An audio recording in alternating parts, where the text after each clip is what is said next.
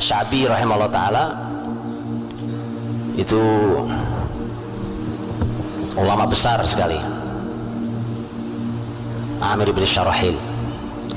Asy-Sya'bi ini ulama luar biasa, ini tabi'in. Dulu di masa dulu ini kebiasaan di zaman tabi'in itu kalau ada sahabat tabi'in pasti nggak berani ngomong, Pak. Nah, ada sahabat Nabi, sudah pernah ketemu Rasul langsung, kita siapa? Kita nggak pernah bertemu Nabi gitu ya. Beda dengan Asy-Sya'bi.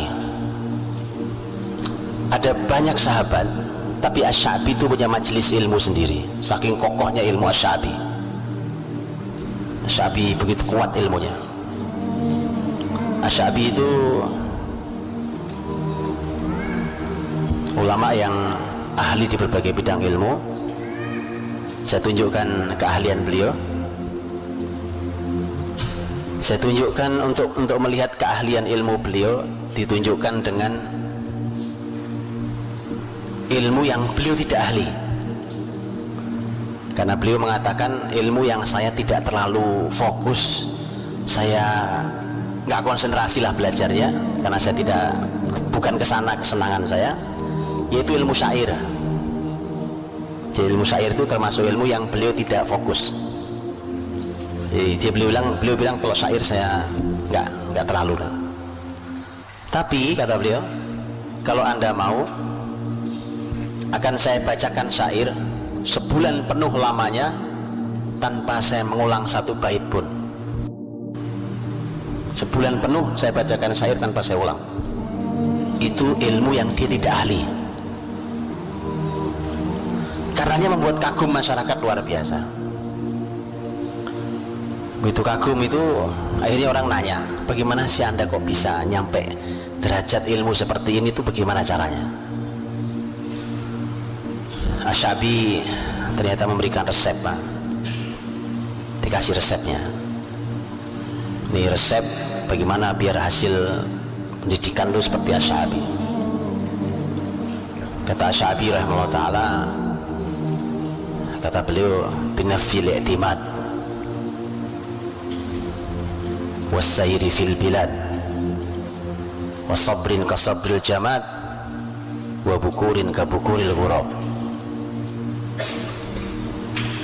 Binafil i'timad itu maknanya adalah meniadakan hanya bersandar pada kemampuan diri kita sendiri. Jadi jangan merasa, wah saya ini memang orang pinter, Pak, saya ini hafalannya memang kuat, Pak, ya. Jangan itu.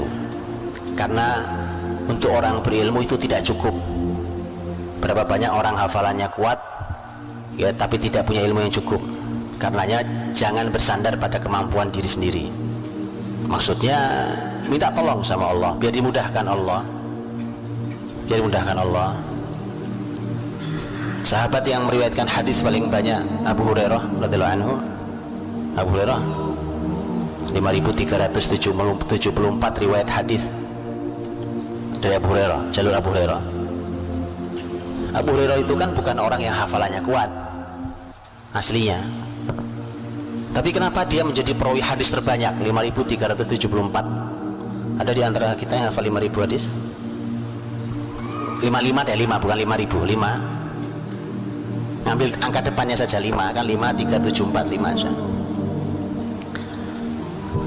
Abu Hurairah itu bukan tidak punya hafalan kuat. Karena itu dia datang ke Rasulullah SAW, sadar, saya kok hari ini belajar lupa besok. Ya kalau itu kan kita banget ya. Makanya saya ceritakan yang kita banget ya. Saya nggak ceritakan yang aneh-aneh, yang susah jangkaunya. Datang ke Rasulullah SAW, ya Rasulullah, saya ini kok belajar ilmu kepadamu, hari ini aku hafal, besok aku lupa, cepat banget lupanya. Nabi SAW mengatakan, buka sorbanmu. Sorbannya beliau pakai sorban, Pak. Buka sorban, gelar di sini, digelar di hadapan Rasul. Sorbannya didoakan Nabi, Pak. Kata Nabi, pakai lagi, dipakai lagi. Kemudian Abu Hurairah setelah itu memberikan kesaksian, demi Allah, setelah itu apapun yang aku dengar dari Rasul tidak pernah aku lupakan. Ya dah?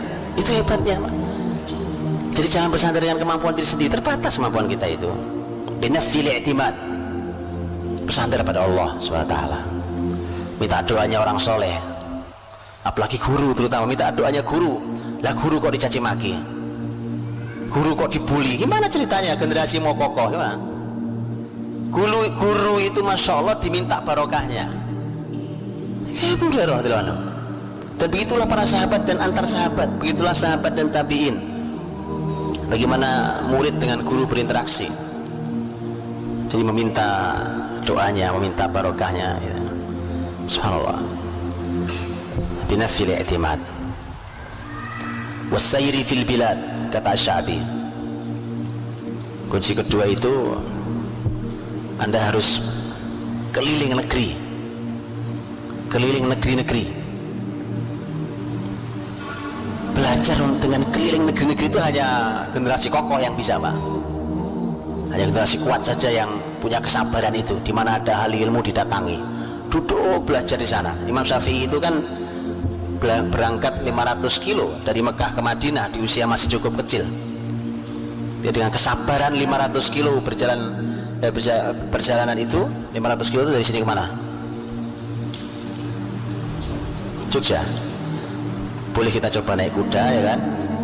500 kilo.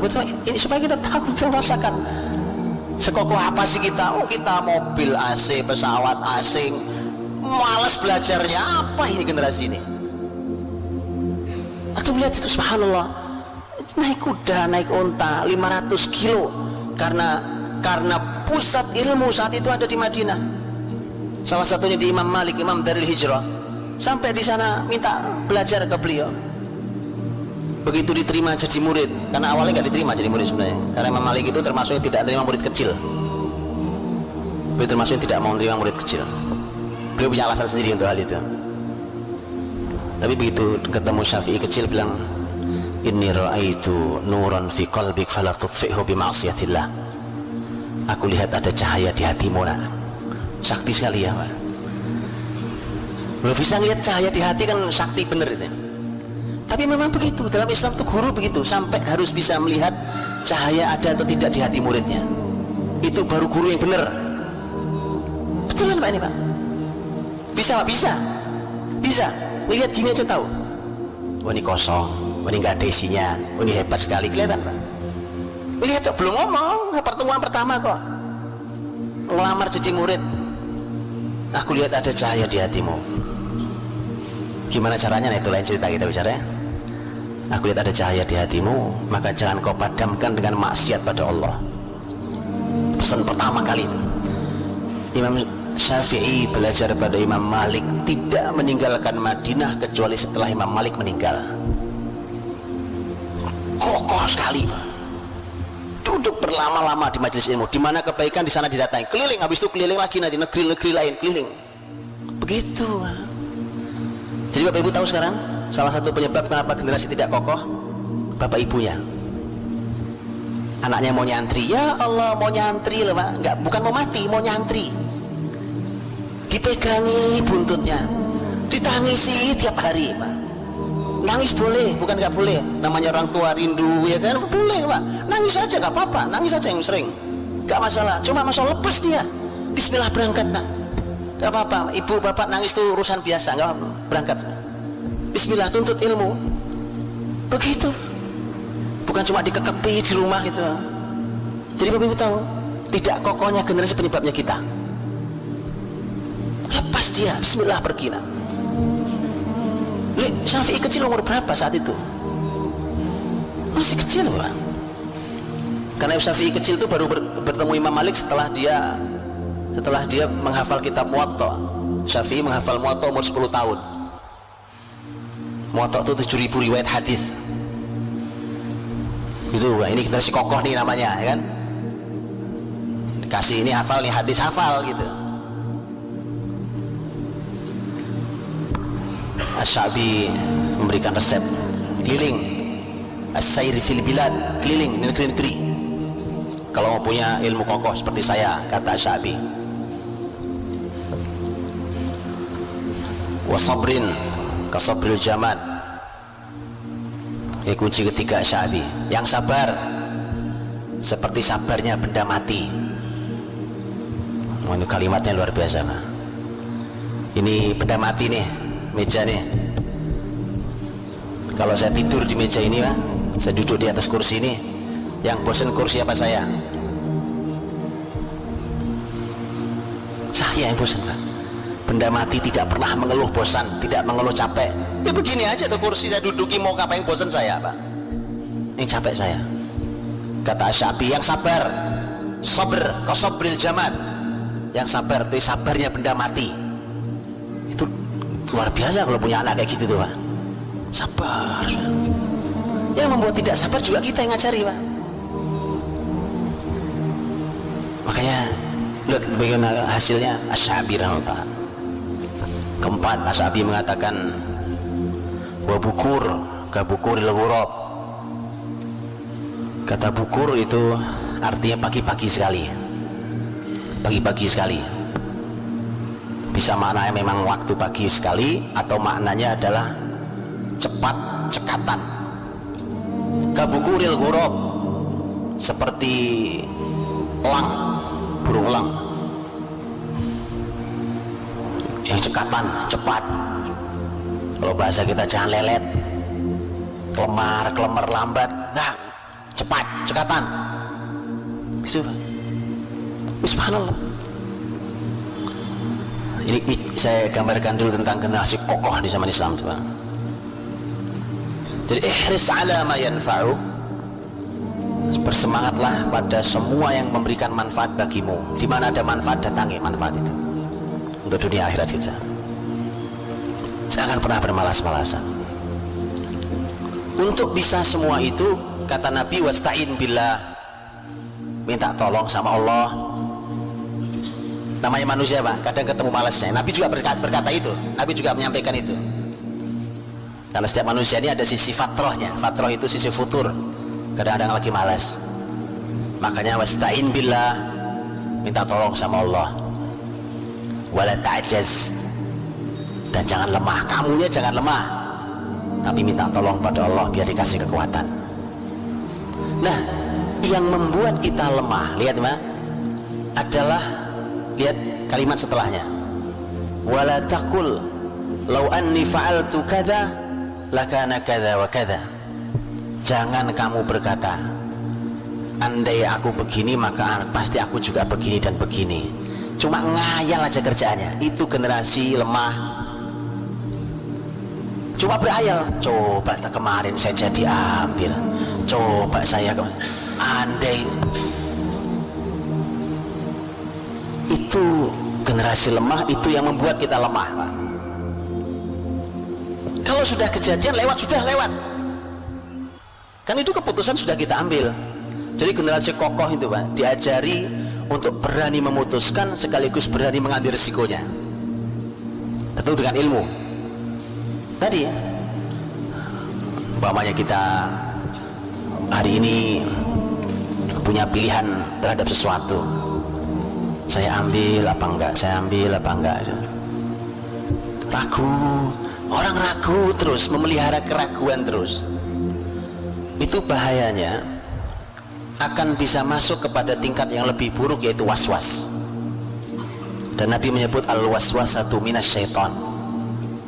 Waswas itu dari waswas itu, Pak, itu buruk sekali. Keadaan waswas itu, dan itu menjadi bagian dari penyakit jiwa hari ini.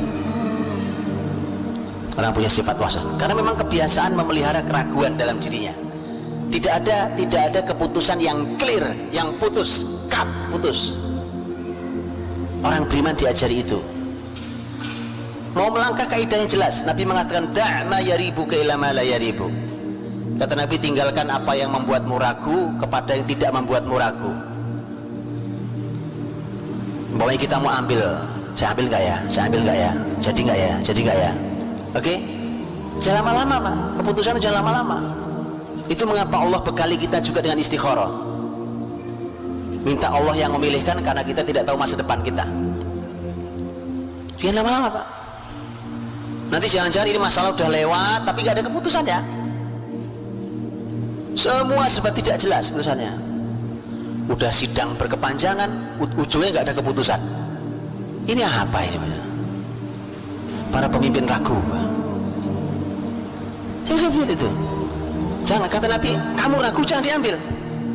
Itu kaidah. Da ma yaribuk, tinggalkan. Kamu ragu, tinggalkan. Ambil tuh, putus.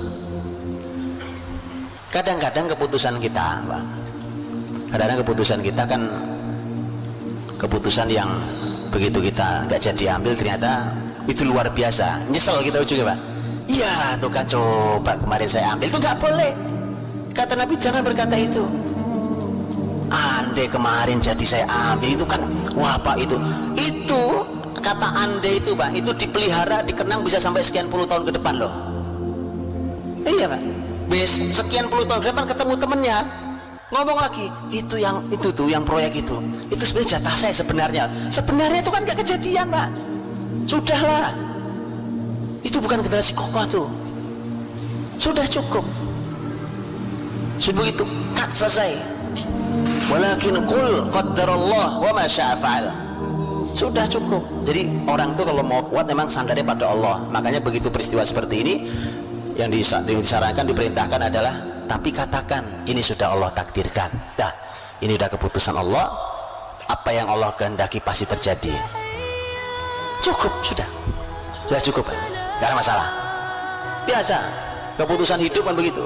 Jadi generasi kokoh betul tuh diajari Pak.